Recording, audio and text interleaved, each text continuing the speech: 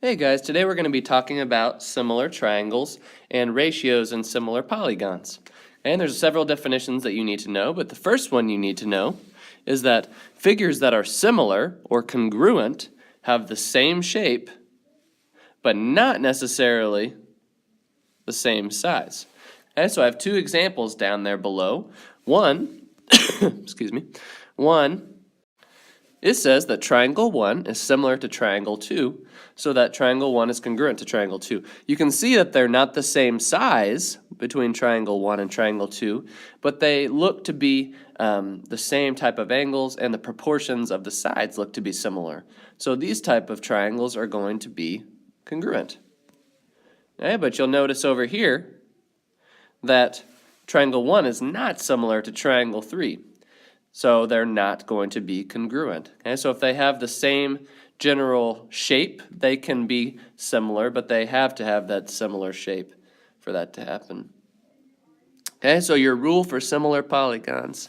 Okay, it says two polygons are similar polygons if and only if their corresponding angles are congruent and their corresponding sides are proportional.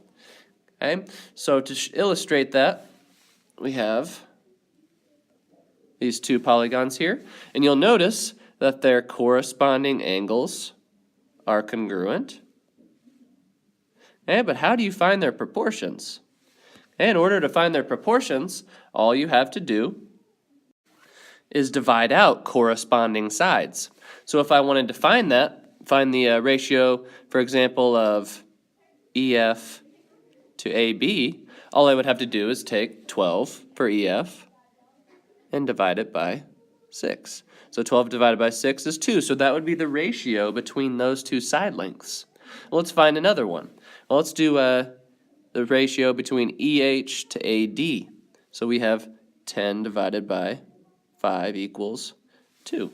Well, you'll see that all of the ratios would end up equaling 2. So since all those equal 2, they're going to be similar polygons. Now they did a little bit different down there in the example. They actually took AB divided by EF and AD divided by EH and got a ratio of 1/2. But you'll notice that if you do it that direction, then you'll always get a ratio of 1/2. So it doesn't really matter which way you divide. You just have to make sure that all of the sides have similar ratios. Okay? So, number 1, it says identify the pairs of congruent angles and corresponding sides. Okay, for the corresponding angles, of course, since we have N and Q both being 90-degree angles, we know that angle N is congruent to angle Q. We also know that since both P and R are labeled as 63 degrees, we know that angle P is congruent to angle R. And lastly, since we have two angles that are congruent in this triangle, we know that the third must be congruent. So we know that angle M must be congruent to angle T. Okay, the next thing we need to do is to check each of these sides and see if they have common ratios. So I'm going to take MP and divide that by RT. Okay, so if we take MP and divide it by, I would get 2.2 divided by 1.1, and if you divide that out on your calculator, you of course would end up getting 2. So that's our ratio between those two lines. Okay, our next one is going to be comparing the ratio between MN and QT. So we have MN divided by QT, or that would be 2 divided by 1, which is also equal to 2. And the last one we have, let's do it in blue, we have NP divided by QR.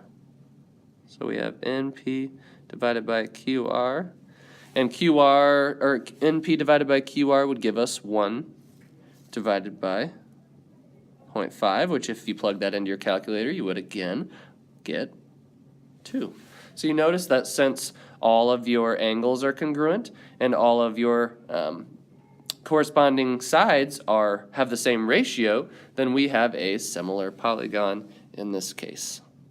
Okay, so make sure you have all of the examples down on this page, and we will move on. All right, next definition you need to know is a similarity ratio. And a similarity ratio is the ratio of the lengths of the corresponding sides of two similar polygons. Okay, so the first one asks the similarity ratio of triangle ABC to DEF. So all that means is you're taking the sides of ABC and dividing them by DEF. So if you took any given length, you could take 3 from any of your ABC lengths and divide it by 6 of any of your DEF lengths, and that would give you 3/6 or 1/2. So that would be your similarity ratio between those two triangles. Now, if you go the other direction and you do it DEF to ABC, you would just take any of your AB or your DEF lengths, which are 6, and divide that by any of your ABC lengths, which are 2. And 6 divided by 2, of course, would give us 3. So that would, oops, excuse me. Let me fix this a little bit. Hey, you should have divided that by 3, and your ratio should have been 2, excuse me. Okay, but those are similarity ratios and how you find them between any two given polygons or triangles. Okay? Example number 2, it says determine whether the polygons are similar. So write the similarity ratio and a similarity statement. All right, since we have two rectangles here, we know that all of the rectangles are going to be right angles, so they're all going to be congruent. So B would be congruent to F. Oops. Angle B is congruent to angle F. Angle C is congruent to angle G. Angle A is congruent to angle E. And lastly, angle D is congruent to angle H. Okay, so since they're all 90 degrees, we of course know that they are going to be the same angles. Okay, second thing we need to do is decide if they have corresponding sides or not. Okay, so first thing I'm going to do is take BA and divide it by FE. So BA divided by FE would give me 6 divided by 4, or 3/2. So that's my first ratio. My second ratio, I'm going to take BC divided by FG, and BC divided by FG would be 9 divided by 6, and if you reduced it, it would again be 3/2. Okay, and if you did each of these, AD over EH and CD over GH, you would again find that your ratio would be 3/2. Now you need to do all 4 sides to make sure that things are similar, but in this case I have faith that you can handle that. Okay, next one. We want to determine whether the polygons are similar, and then we want to write a similarity ratio and a similarity statement. All right, so we need to go ahead and figure out our missing angle measures. Okay, on this triangle, we have 2 side lengths that are the same. That would indicate to me that this is a isosceles triangle, so the angles across from those also need to be the same since they're the same length. Okay, so since this needs to be a 180-degree triangle, we can take 180 degrees, subtract out 36, that's the angle measure that we know, and that gives us 124. And then to find our 2 missing angles, we're simply going to divide that by 2 and get 62 degrees. Okay, so each of those missing angles are 62 degrees. Okay? And we'll notice over at the other triangle, we again have an isosceles triangle because we have 2 side lengths that are the same, so their opposite angles need to be the same. So we have 62 and 62. And of course, all that leaves for us is 36 up top. Okay, so these appear to have similar angles. So let's write down all of our similar angles. So we have, excuse me, I made a small mistake. Okay, I should have done 180 minus 36 equals 134. So that would end up giving us 72. And so each of these should be 72, my mistake again. Making all kinds of errors today. Okay, but your ones over here should be correct for TSW 62, 62, and 36. Okay? Now, since we have, actually, one more mistake, this should be a 46 up here. So this one is 46.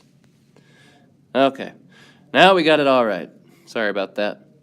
Okay, so now that we got 72, 72, 36, and 62, 62, 46, we can see that none of those angles are congruent. So since none of those angles are congruent to each other, the corresponding angles, these two triangles are not similar. So PQR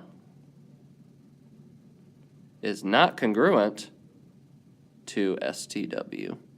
Okay, again, I apologize for the errors on that one.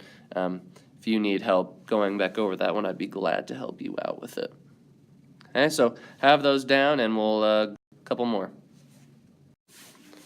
All right, and number 4, we're going to be finding a proportion. It says find the length of the model to the nearest tenth of a centimeter. It says let x be the length of the model in centimeters. The rectangular model of the racing car is similar to the rectangular racing car, so the corresponding lengths are proportional.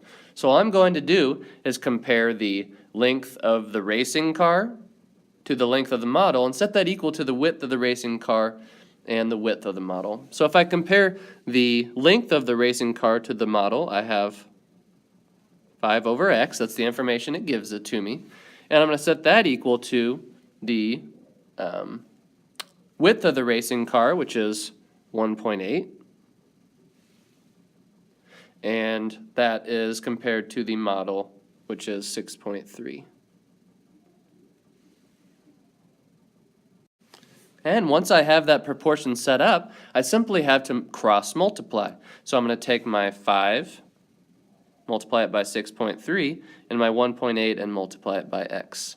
Okay, so I have 5 times 6.3, and I have 1.8x. Okay, so if we go ahead and divide that out, we have 31.5 equals 1.8x. And lastly, all we have to do is divide each side by 1.8. Okay, so if we do that, our x equals 17.5. So we know that the length of the model is 17.5 centimeters. Okay, so you'll have a couple of proportions on your upcoming exam. Okay, one more, and then we'll be done. It says a box car has the dimensions shown. The model of the box car is 1.25 inches wide. Find the length of the model to the nearest inch. So again, we're going to write a proportion. So we're going to compare the length of the box car to the model. So we know the length of the box car is 36.25, and we're going to compare that to the length of the model. And then we'll compare the width of the box car to the width of the model. Okay, so again, let's go ahead and cross multiply. So we have 9x, and we're going to set that equal to 36.25 times 1.25. Okay, so if we go ahead and simplify, if we multiply, you get 9x equals 36.25 times 1.25, or 45.3. And lastly, if we go ahead and divide each side by 9, that gives us an x of approximately 5. So we know that the length of the model would be approximately 5 inches.